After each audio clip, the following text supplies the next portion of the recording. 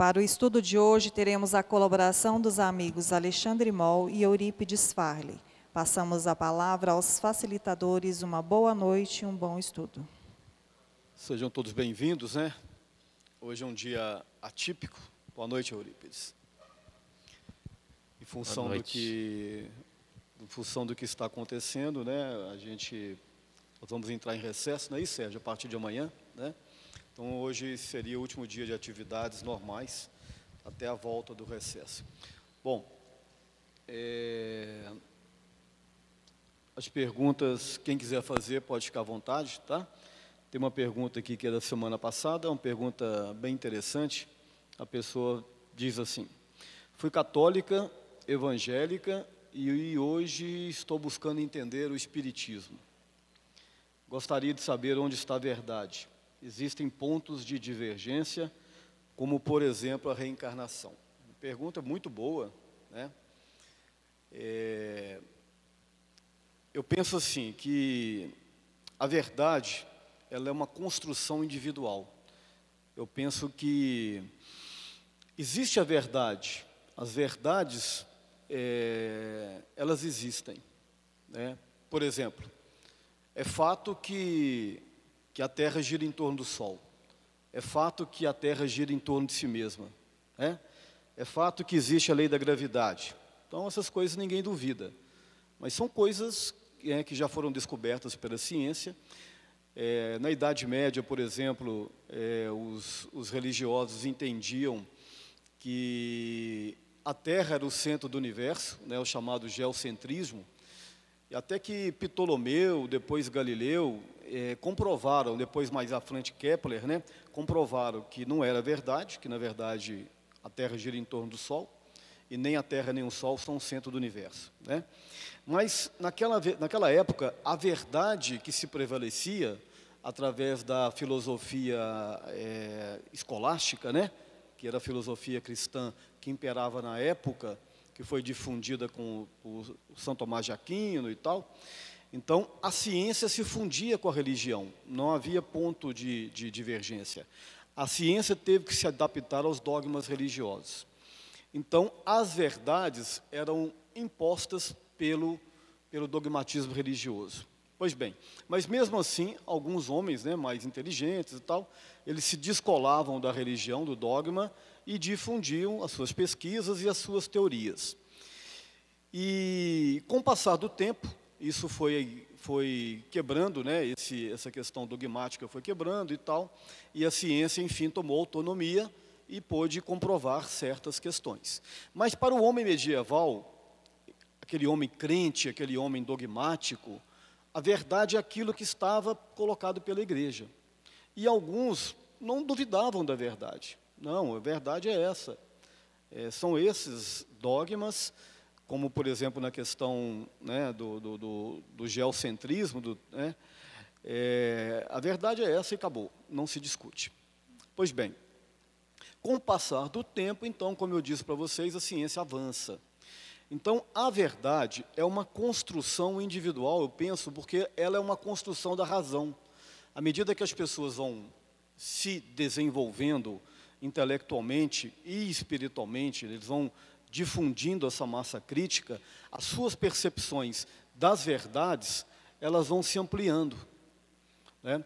Tem uma passagem evangélica interessante, foi naquele momento em que Jesus estava sendo julgado, né? Pilatos diz assim para Jesus: você é rei? Tu és rei? Aí Jesus responde: tu dizes que eu sou, e eu realmente sou. Aí Pilatos pergunta: então me diga, qual que é a verdade? Provavelmente ele estava querendo saber a verdade dos fatos, né? Diz o Evangelho que Jesus se calou diante da pergunta de Pilatos.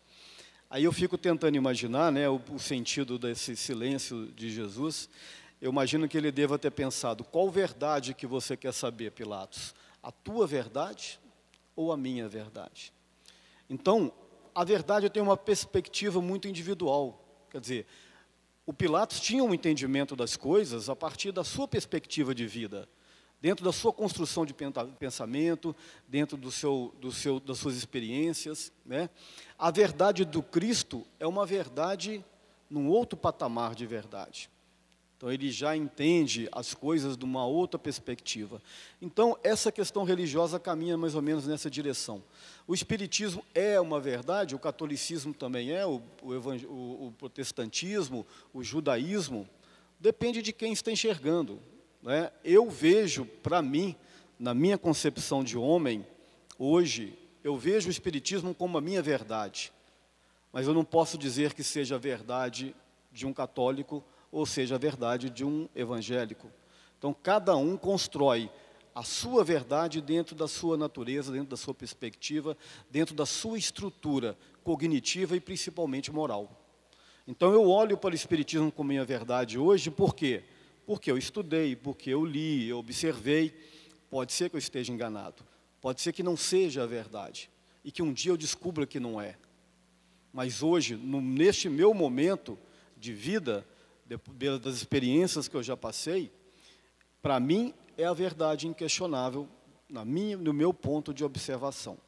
Porque, como eu falei, pelas leituras, pelos estudos, uma questão que me chama a atenção, é inclusive baseado numa fala de Jesus, quando ele diz que pela árvore se conhece os frutos, né? E aí eu observo como se deu a dinâmica da codificação do Espiritismo, e a gente observa os homens, né, que foram instrumentos da espiritualidade para que o Espiritismo chegasse até nós. Aí você vai ver a história de Allan Kardec, um homem que teve uma história de vida ilibada, né, um homem de um caráter ilibado, um homem que enfrentou diversas atribulações, diversos desafios, né, numa Europa, numa França totalmente dogmatizada, né, onde existia preconceitos com relação a questões da espiritualidade, e ele então traz a codificação espírita e passa por todo esse processo sem contaminar-se pelo orgulho ou pela vaidade ou pelas questões de naturezas monetárias.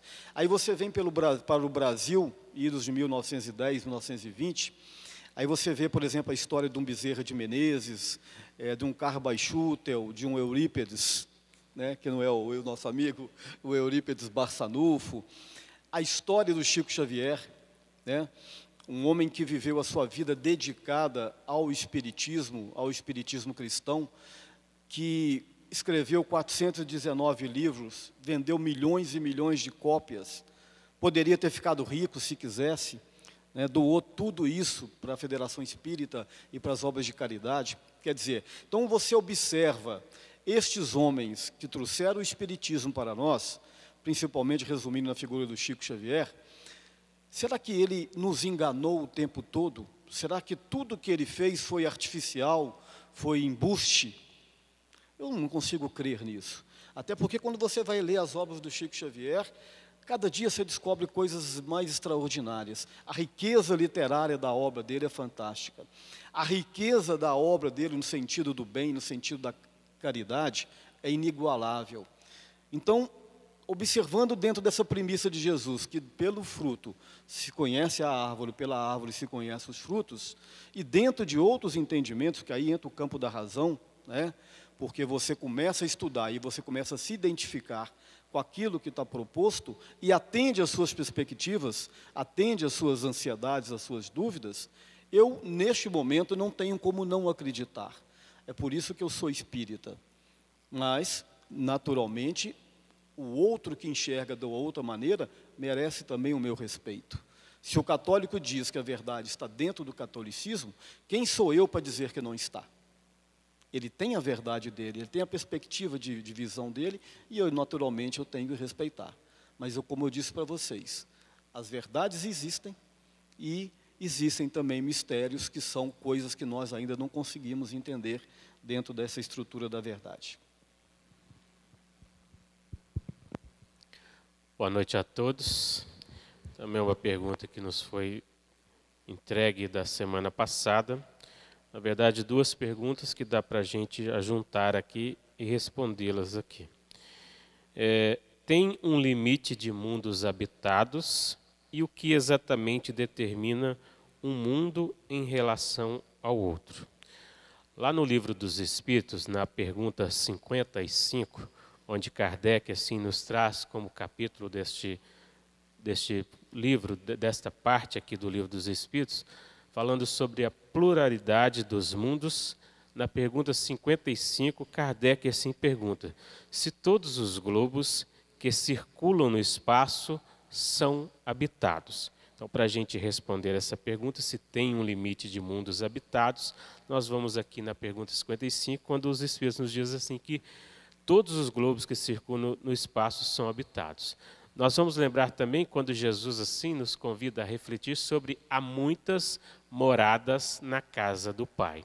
Que muitas moradas são essas, né? Então, quando aqui se pergunta o que exatamente determina um mundo em relação ao outro. Então, quando Jesus coloca que há muitas moradas na casa do Pai, e o que determina aqui no caso esse mundo, ou seja, essas moradas em relação à outra? Exatamente o que vamos compreender o grau evolutivo de cada um. Cada um estageia o mundo que lhe é no momento, de acordo com a evolução, de acordo com o grau evolutivo, de acordo com o que já aperfeiçoou enquanto vivência do Evangelho, enquanto conhecimento, enquanto prática da mensagem cristã. Então, exatamente o que determina um mundo em relação ao outro vem a ser a evolução, ou seja, o grau evolutivo a que todos nós estamos no momento. E se tem esse limite de mundos habitados, conforme aqui na pergunta 55, os Espíritos nos dizem assim: sim, e o homem da terra está longe de ser, como crê, o primeiro em inteligência, em bondade e perfeição. Todavia, há homens que se creem muito fortes, que imaginam que somente seu pequeno globo tem o privilégio de abrigar seres racionais. Orgulho e vaidade. Julgam que Deus criou o universo só para eles. Deus povoou os mundos de seres vivos, concorrendo todos ao objetivo final da providência. Acreditar que os seres vivos estão limitados ao único ponto que habitamos no universo seria pôr em dúvida a sabedoria de Deus, que não fez nada inútil. Ele deve ter determinado para esses mundos um fim mais sério que o de recriar nossa visão. Nada, aliás, nem na posição, no volume ou na constituição física da Terra, pode razoavelmente fazer supor que só ela tenha o privilégio de ser habitada, com exclusão de tantos milhares de mundos semelhantes. Portanto, como Jesus colocou para todos nós, há muitas moradas na casa do Pai, ou seja, todos esses mundos podem estar habitados, ou seja, são habitados e são habitados conforme esse grau evolutivo de cada um dos seres criados por Deus, ou seja, de todos nós, enquanto espíritos, a caminho dessa evolução. E aí Kardec nos traz também, na pergunta 96 aqui do Livro dos Espíritos, quando ele coloca as diferentes ordens de espíritos, ou seja, as diferentes ordens de espíritos que habitam, né, Alexandre, esses mundos que Jesus assim coloca nessa casa do Pai. Qual é a casa do Pai? É o universo no todo. Então, nesse universo todo criado, que há milhões de galáxias, né, imensuráveis para todos nós, entender que Deus criou tudo isso e que cada pontinho que aos nossos olhos a gente consegue enxergar é um mundo onde existem seres habitando de acordo com a evolução, de acordo com o grau que cada um já aperfeiçoou. Então aqui na pergunta 96, Kardec assim pergunta: os espíritos são iguais ou existe entre eles uma hierarquia? E aí os espíritos nos dizem assim, que são de diferentes ordens, segundo o grau de perfeição ao qual chegaram. Então, Kardec vai nos trazer aqui a escala espírita, falando da terceira ordem, que são os espíritos imperfeitos, também da segunda ordem, dos bons espíritos, e a primeira ordem, que é os espíritos puros. Para a gente, assim, conforme Jesus colocou, fazei tudo isso e muito mais, né, Alexandre? Ou seja, buscai primeiramente o reino de Deus, que é o nosso maior objetivo, enquanto aqui encarnados, buscando nos aperfeiçoar, buscando burilar o nosso ser para seguirmos adiante, vivenciando nesses estágios evolutivos a que todos estamos destinados.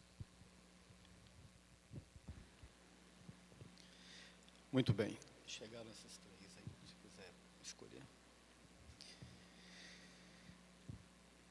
Precisamos da palavra espiritual para entendermos o que há de esperarmos com esse tempo difícil, que a espiritualidade nos ouça e nos proteja. Complementando nesse mesmo assunto, uma outra pessoa perguntou aqui sobre o coronavírus, se será um castigo de Deus aos homens. Precisamos da palavra espiritual. Naturalmente precisamos sim, né? É por isso que inclusive vocês estão aqui essa noite, com certeza. A palavra espiritual ela é muito importante, não só a palavra dita pela boca, né? Mas pelo menos, principalmente pelo coração. A espiritualidade nesse momento ela trabalha intensamente no plano espiritual para atender as demandas, né? As demandas naturalmente físicas, e as demandas principalmente mentais. O que a gente percebe que nesse momento é um momento de conturbação mental coletiva, né, com certa razão, lógico, em quem está dizendo que não é, porém há um exagero de negativismo e infelizmente tem pessoas que se comprazem com isso por questão de identificação e muitas coisas que são disseminadas hoje, principalmente nas redes sociais, WhatsApp e tudo mais, elas têm um cunho muito mais de dificultar e atrapalhar as coisas do que melhorar as coisas. Então, existem colocações catastróficas, existe uma histeria coletiva, de certa forma. Como eu disse, é um momento muito delicado na questão da saúde pública, sem dúvida nenhuma que é, mas está havendo um exagero. E principalmente na questão psicológica, na questão mental. Porque quando a gente entra numa onda mental negativa, a tendência é que a gente mergulhe nela. Então, é o momento em que a espiritualidade nos convida a um reposicionamento espiritual. É o momento de provar a nossa fé, é agora. Porque o que adianta ter fé? O que adianta ter crença em Deus, nos espíritos, se na hora que a gente é convidado ao enfrentamento das dificuldades, a gente entra em desequilíbrio?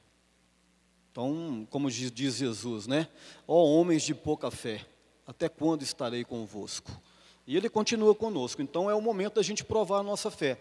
Existe um problema de ordem pública, de saúde pública mundial. O problema está colocado. Os especialistas a todo momento nos colocam o que nós devemos fazer, o que nós devemos não fazer. Agora, na perspectiva emocional e espiritual, nós também sabemos o que nós temos que fazer. Não é proliferar o desespero entre as pessoas. Não é proliferar o negativismo. Tudo está entre uma ordem natural das coisas. Está perguntando aqui, será que Deus mandou esse castigo aos homens? Claro que não, Deus não castiga os homens. Né? Deus é educador, ele não é aquele Deus de terror, de temor, né, que castiga o homem. É um Deus de bondade e infinita misericórdia. Naturalmente, essas questões de natureza de saúde e outras questões, elas estão dentro da dinâmica da natureza. Em 1335, houve uma peste chamada de peste negra na Europa, a peste bubônica. Ela matou 1/3 da humanidade naquela ocasião. Foi trazido da China, coincidência, através dos ratos, né? A pulga dos ratos aqui faziam a transmissão, e ela disseminou o terror e a morte na Europa naquela ocasião. Morreu 1/3 da população, algo em torno de 50 milhões de pessoas. 1918, a gripe espanhola, ela matou 50 milhões de pessoas, que foi aproximadamente 5% da população mundial, que era da ordem de 2 bilhões de pessoas. Né? Agora, era uma dinâmica diferente. Inclusive, esse vírus da gripe espanhola, o influenza, ele está aí até hoje. Já foram criadas vacinas, mas de tempos em tempos ele volta. Agora, esse novo vírus, eu não sou da área, naturalmente não conheço, né, mas é o que a gente está ouvindo dizer, ele surgiu de uma relação de morcegos com os humanos, né, e houve uma mutação genética que saiu na China e agora está se espalhando. Como hoje a gente tem esse vai e vem de pessoas intenso, né, são 7,5 bilhões de pessoas habitando o globo, e se espalhou rapidamente. Mas, em contrapartida, a gente tem um cabedal, né, um mecanismo de defesa muito grande, que é a ciência. Estão trabalhando muito em cima disso. Agora, dentro da perspectiva individual, as pessoas perguntam, então, e as pessoas que estão morrendo? Bom, nenhuma folha se cai de uma árvore sem que esteja uma lei por trás. Nenhuma folha. Uma folha que caiu de uma árvore porque ela secou, e aí o vento soprou e ela caiu através da lei da gravidade. Então não existe nada nessa natureza que não tenha uma ordem, não tenha uma causa. Tanto no aspecto físico quanto no aspecto natural. Então as pessoas que estão sendo atingidas, né, e muitas delas os mais idosos, porque tem uma questão aí realmente de defesas e tal, essas pessoas, que podem ser inclusive alguns de nós, essas pessoas, está dentro do roteiro kármico delas, está dentro do roteiro kármico delas, porque Deus não joga dados. Se a gente entender que o que está acontecendo é um casuísmo, que as coisas estão num caos, e que tudo está sob descontrole, a gente esquece que Deus é bom e justo, e a gente esquece Deus. Aí vão trabalhar no campo da matéria simplesmente. Mas para nós que somos espiritualistas e cremos em Deus, e cremos na sua infinita bondade e na sua justiça, aí a gente tem que entender que tudo tem um roteiro espiritual por trás. Então você tem duas ações acontecendo. A ação material, que é a proliferação do vírus, né, que está gerando todo um empenho de defesas, de comportamentos, né, da comunidade científica para combater, e você tem um outro movimento que é o movimento espiritual, que naturalmente pessoas vão ser atingidas. Bom, e aí você tem, dentro da lei de destruição, que o Allan Kardec trabalha no Livro dos Espíritos, né, ele diz, por exemplo, no capítulo sobre a lei de destruição, que os flagelos, na questão 740, Eurípides, que os flagelos são provas que dão ao homem a ocasião de exercitar a sua inteligência, de demonstrar a sua paciência e resignação diante da vontade de Deus, e que lhe oferecem ensejo de manifestar seus sentimentos de abnegação, de desinteresse e de amor ao próximo. Então, mesmo diante das catástrofes, aliás, diante das catástrofes, é que esses movimentos de solidariedade humana, eles são mais incentivados, né? Então, tudo se aproveita nesse movimento aqui. Então, existe uma ordem de natureza material, uma coisa de natureza material, que está atrelada naturalmente à ordem espiritual, e existe como consequência disso tudo um movimento da humanidade no sentido da espiritualização e no sentido de compaixão, de respeito, né, de entendimento, de reavaliação, de reflexão nossa em relação à vida que nós estamos tendo, esse dinamismo material que a gente vive, é um momento de reflexão para todos nós, né? Então é nesse sentido que eu vejo. Mas é importante a gente manter a perspectiva otimista, não deixar entrar nesse patamar de desequilíbrio, de histeria. Por quê? As nossas defesas, inclusive, elas são mantidas pelo poder da nossa mente. É lógico que a gente tem as defesas orgânicas, que tem que estar boas, né? Mas o André Luiz, no livro Evolução em Dois Mundos, capítulo 19, que ele trabalha sobre as chamadas predisposições mórbidas, olha que interessante, ele diz assim: excetuando-se as doenças que vêm do meio externo, por falta de higiene ou coisas dessa natureza, todas as origens das doenças e das patologias humanas têm origem no campo da alma, do espírito. São como praças desguarnecidas, abertas às invasões microbianas e bacterianas. Olha o que o André Luiz fala. O que a gente conclui? Que inclusive as doenças que a gente pega por invasão de vírus e bactérias, se a gente está com a nossa imunidade mental, espiritual em desequilíbrio, você é igualzinho uma praça aberta à invasão dos ladrões, está desguarnecido. Então, como que você faz para poder reverter isso? É o que vocês estão fazendo, que a gente tem que fazer. Buscar a espiritualização e, principalmente, o otimismo diante da vida. É a chamada fé. Agora é hora de provar a nossa fé. Nós somos homens de fé da boca para fora ou de fé verdadeira? Se nós somos homens de fé verdadeira, é o momento de colocar nossa fé para valer agora. É um momento de otimismo, de firmeza, vamos vencer essa crise, vai passar, a pessoa está doente, solidariedade, respeito, oração, tentar evitar os contatos, evitar tudo que os especialistas dizem, mas manter uma perspectiva mental positiva, não entrar nessa onda de histerismo, porque aí as coisas tendem a piorar.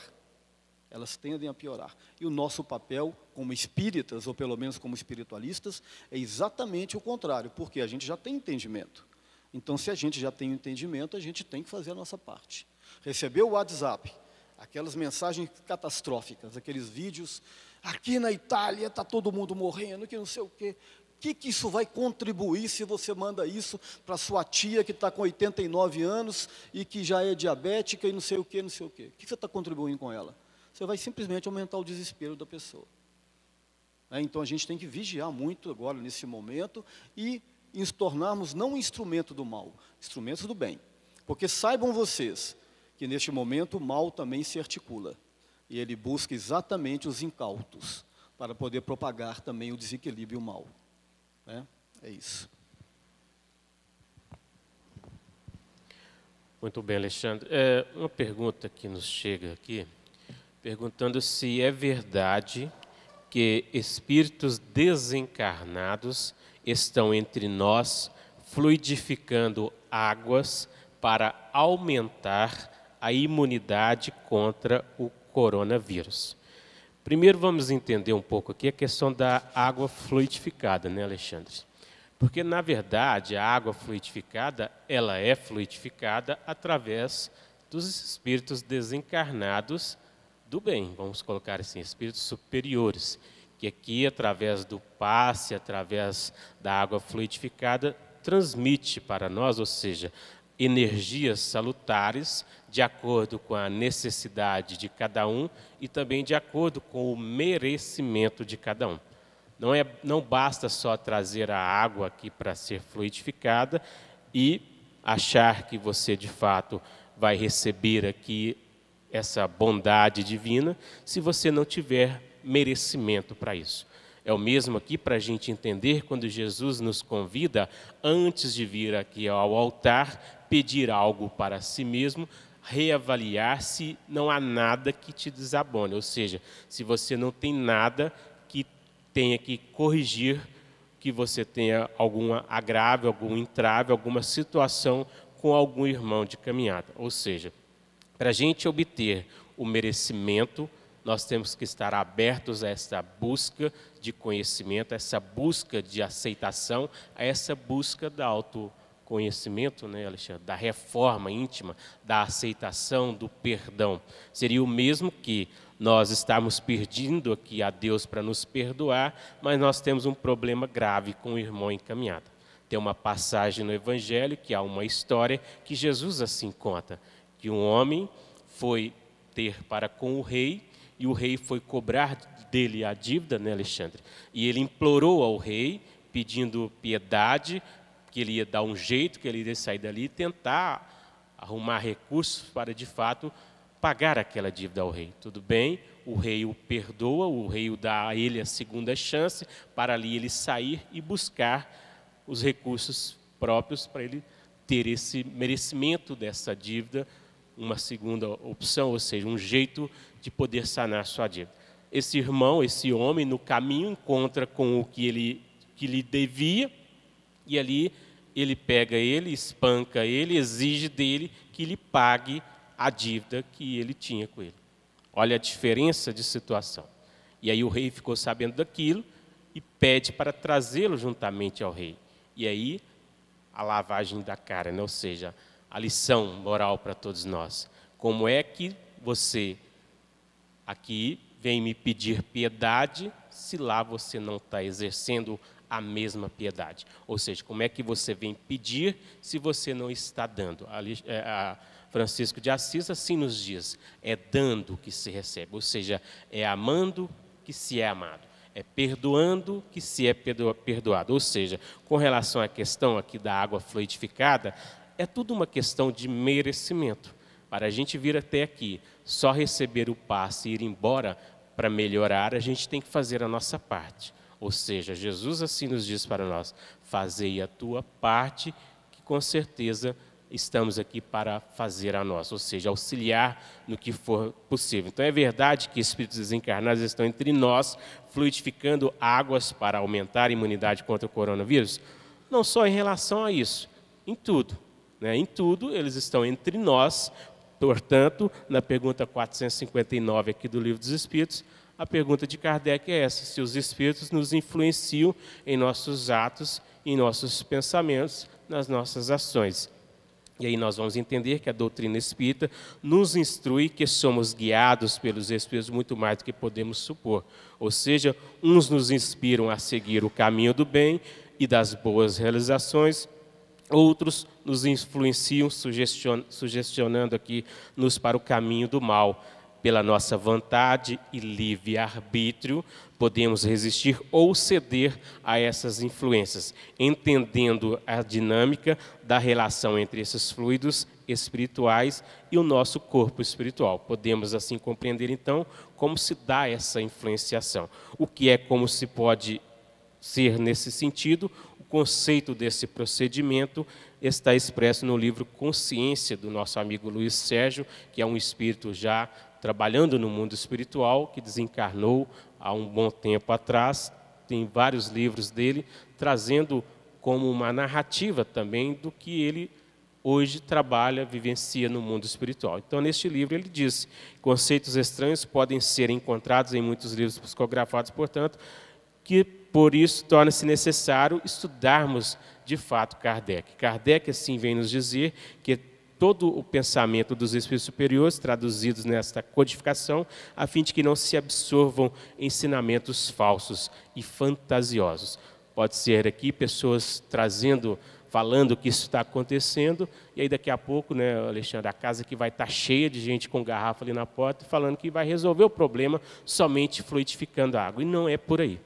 Cadê a nossa parte? Cadê a parte nossa aqui que a saúde pública nos pede, da higienização pessoal de cada um, de fazer esse trabalho interno justamente de reforma íntima? Porque quando a gente começar a pensar também no outro, porque de fato eu posso não ser uma pessoa na idade que hoje está dizendo aí que o coronavírus está atingindo, Alexandre? Mas eu tenho pessoas ao meu redor, eu posso ser um contato, eu posso levar isso adiante, se eu não tomar as precauções. Então não basta só pensar na questão da água fluidificada, do passe. É preciso ter todo o nosso procedimento correto, é preciso ter toda a nossa boa vontade para, de fato, resolver esse problema, que hoje, todos sabemos, a situação conforme está, se tornou alarmante em todos os pontos do planeta, não só na China, não só na Itália, e nós aqui achando que isso não chegaria aqui, achando aqui que nós estamos imunes a tudo isso, ou seja, pela nossa ignorância, pela nossa mesquinhez em relação a tudo isso, fomos levando e hoje o negócio está batendo na nossa porta, está na nossa cidade, está no nosso país, está em volta de nós, nós não sabemos, podemos estar hoje envolvidos nisso, então buscar realmente a sua parte, o que podemos fazer, conforme Jesus assim coloca para nós, antes de vir buscar qualquer coisa, analisar primeiro o que pode ser feito da sua parte para modificar todo esse cenário. Então, a gente fazer a nossa parte nesse sentido. Vamos analisar que a única forma de limpar, de fato, o nosso perispírito, ou seja, definitivamente é moralizando o espírito, ou seja, é a educação do ser. Essa educação que Kardec assim traz para nós, que vai desbravar todos esses caracteres. Que caracteres são esses? As virtudes que estão dentro de nós, que precisam ser desabrochadas, ou seja, colocadas em prática. Respeito, paciência, benevolência, tolerância, para a gente poder, de fato, trabalhar esse conhecimento em nós e fortalecer-nos uns aos outros. Ou seja, com relação a essa questão do coronavírus, há muito ainda para a gente estudar, há muito ainda para a gente ficar atento às questões que a saúde pública nos traz, há muito ainda para a gente aprender com as pessoas que já passaram por isso e há muito para a gente fazer para não ser, como se diz, alguém que vai levar isso adiante, né, Alexandre? Tentar resolver as coisas sem alarme, sem alarde, buscar primeiramente a fé em Deus, a fé em Jesus, conforme todos nós aqui estamos neste mundo de expiações e provas, passaremos por aquilo que cada um necessita para o seu aperfeiçoamento. Tanto é necessário a gente ter a fé e a consciência em Deus, buscando sempre o melhor para todos nós. Fazer o bem no limite das nossas forças, nesse sentido agora, muito mais buscar realizar aquilo que está se pedindo, primeiramente conosco e com os irmãos encaminhados, né? Fazer ao outro o que se quer para si mesmo. Muita gente aí hoje já entrando em desespero, correndo para supermercados, querendo comprar tudo, não está pensando no outro, que talvez hoje não tenha esse recurso financeiro e depois vai ficar na situação. Vamos ter calma, vamos ter serenidade, vamos ter fé. Homens de pouca fé, já dizia Jesus, né, Alexandre? É ter mais fé, buscar compreender que todos nós aqui estamos, passaremos pelos processos que será necessário a todos nós para o nosso aperfeiçoamento. Lembramos todos que Deus em primeiro lugar e nós estamos aqui para seguir o evangelho que Jesus nos deixou. Bom, boa noite. É necessário para a evolução espiritual o sofrimento do indivíduo. No momento de evolução em que estamos atualmente no nosso planeta, observamos muitas diferenças entre os sentimentos das pessoas, sentimentos bons e ruins. Todos temos que passar pelo sofrimento da mesma forma? Obrigado. A pergunta é muito boa, e é exatamente uma pergunta semelhante que o Allan Kardec faz no Livro dos Espíritos. O homem tem que obrigatoriamente passar pela fieira do mal, do sofrimento, né? E a resposta é do sofrimento e da dor não, mas da ignorância sim. Então, na verdade, é muito mais uma questão de ignorância do que dor e sofrimento. Então, como a gente chega ao mundo desprovidos de conhecimento, né, chegamos ao mundo na primeira encarnação como seres que não têm nenhuma experiência, à medida que a gente vai encarnando, a gente vai desenvolvendo a razão, os sentimentos, criando o senso da moral, e muitas vezes nós vamos contraindo dívidas no caminho. Vamos contraindo dívidas. Essas dívidas, elas vão ter que ser acertadas. Né? Como diz Jesus, não passarás, deverei pagar até o último vitém. Não é isso? Então, nessa construção que a gente vai fazendo, a gente vai errando, acertando. Quanto mais ignorantes, mais erros. À medida que a gente caminha e já estrutura a razão, a gente começa a ter consciência da dor, aí você para de fazer coisas erradas e começa a tentar fazer coisas boas. Lá na frente você já não faz mais o mal, você faz só o bem. Aí realmente você conseguiu, né, introjetar aquela fase da reforma íntima que Eurípides disse. Então, a gente não é obrigado a passar por sofrimento, mas pela ignorância sim. Só que, na maioria das vezes, a ignorância está atrelada aos erros. E os erros, naturalmente, geram sofrimentos, porque é da lei. Né? A lei de Deus, a lei divina, a lei natural, ela tem, num sentido, a liberdade e, no sentido, a reparação. Né? Então, toda lei, ela caminha nesse sentido. Direitos e deveres, direitos e obrigações, causa e efeito. Quando você, naturalmente, comete coisas que você tem a consciência que está errado, gera, naturalmente, um efeito de reparação. É o que nós chamamos de dor, aonde Santo São Francisco teria dito, né? Dor, amiga, dor que me leva ao caminho da perfeição. Leon Denis também trabalhou esse mesmo entendimento. E é verdade. Então, aí, eu vou pular agora, aproveitando o encaixe da sua pergunta, para complementar as dúvidas da noite. Tem uma fala do Emmanuel, Eurípides, que ele fala sobre as provações coletivas. Tá? Ele fala aqui sobre a Espanha. Em 1934, o Emmanuel falava através do Chico, lá em Pedro Leopoldo, sobre a crise que estava acontecendo na Espanha, que foi chamada a Guerra Espanhola, né? Foi uma tentativa comunista de tomar o poder na Espanha em 1930, 1935, que inclusive foi pintado aquele quadro, né, Guernica. E aí atrocidades foram cometidas naquele momento na Espanha, coisas absurdas. As pessoas foram mortas e julgadas nas praças, né? E ali, quadros terríveis, crianças, jovens.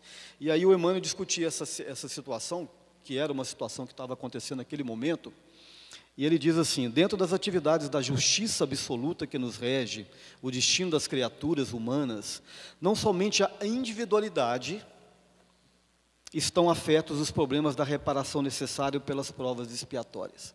Então, veja bem, não só a individualidade, mas também as coletividades. Então, quando a gente vê o resgate coletivo de uma determinada região, de um determinado povo, é porque ali também tem um resgate coletivo. As coletividades, igualmente, são objeto dessas provações redentoras. Daí nascem os quadros dolorosos que a humanidade assiste, por vezes, no seio de determinados povos. A Espanha atual era arena de luta de elementos inovadores e tal. Eu vou pular essa parte da Espanha para trazer para o cotidiano nosso aqui, né? Todavia, em tudo isso, reina a justiça, a soberana e incorruptível justiça de Deus. Então, o que muitas vezes parece para nós algo injusto, né? Existe uma redenção, existe uma justiça divina. É lógico também que a gente não deva deixar de ter um olhar de compaixão, né, de dor por o que está acontecendo, mas a gente tem que ter o entendimento que existe um desenho por trás de tudo isso. Existe uma justiça divina, que eu já trabalhei anteriormente. Deus não é estranho na sua infinita bondade. As desgraças e as expiações que laceram as almas dos homens e dos povos, porém, essas amarguras são necessárias para a ablação dos espíritos, ou seja, para o aperfeiçoamento dos espíritos no abençoado batismo do sofrimento e da dor. Ele está falando aqui do caso da Espanha, né? Mas que cabe hoje em dia, naturalmente, cabe em todas as circunstâncias de tragédias coletivas, né? Riam os sépticos das grandes verdades, mas a justiça se processa sem o concurso de nenhum homem. Guardai-vos do mal, para que ele não vos atinja. Lembrai-vos da boa e da má semente. No mistério insondável da germinação, elas são origem de milhares de frutos. Felizes todos aqueles que souberem efetuar a necessária escolha. Então, o Emmanuel aqui é muito contundente nessa situação, né? E nos convida à observação, né? Que a gente aproveite esses momentos, primeiro para entender o que está acontecendo, que está atrelado a uma justiça de Deus, que também a gente não deve lavar as mãos, que a gente tem que fazer as nossas partes, que a gente não deva de ter compaixão pelo que está acontecendo, mas é entender que nós também, que tudo que está acontecendo está dentro de um roteiro kármico. As coletividades passam por um resgate kármico, e as individualidades também passam. Aí onde entra a terapêutica de Jesus, né, que é como se fosse uma medicina preventiva, para a gente evitar que passemos por esses resgates dolorosos. É importante que nós começamos a mudar a nossa colheita. Não tem como você plantar tomate toda vez e querer colher beterraba, você vai colher o tomate. Então não adianta plantar coisas erradas e colher coisas boas. A gente tem que mudar o roteiro das coisas e é o exemplo que a gente tem que tirar. Só para encerrar, você quer responder uma última pergunta aí? Quer? Então vai. Então, para encerrar aqui, uma última pergunta: como posso diferenciar os sintomas de uma ansiedade patológica da ansiedade que sinto às vezes causada pela aproximação de espíritos de baixa vibração? E como combater tais sintomas? Vou voltar aqui na pergunta 460 do Livro dos Espíritos, também a 461 e a 468. Convido a todos aí, da pergunta 459 até a 472, no título Influência Oculta dos Espíritos sobre os nossos pensamentos e sobre as nossas ações, em que Kardec vai trazer uma explicação nos fazendo refletir a respeito disso. Então, só para a gente enfatizar um pouco esta noite, na pergunta 460, Kardec pergunta: temos pensamentos que nos são próprios e outros que nos são sugeridos? Ou seja, como diferenciar a questão destas vibrações? E aí ele coloca que sim, que vossa alma é um espírito que pensa. Não ignorais que vários pensamentos vos alcançam ao mesmo tempo, sobre o mesmo assunto e frequentemente bem contrários uns aos outros. Então há sempre de vós e de nós, e é isso que vos coloca na incerteza, posto que tendes em vós duas ideias que se combatem. Analisar, então, os vossos pensamentos e aqueles que nos chegam. Na pergunta 451, Kardec assim pergunta: como distinguir os pensamentos que nos são próprios daqueles que nos são sugeridos?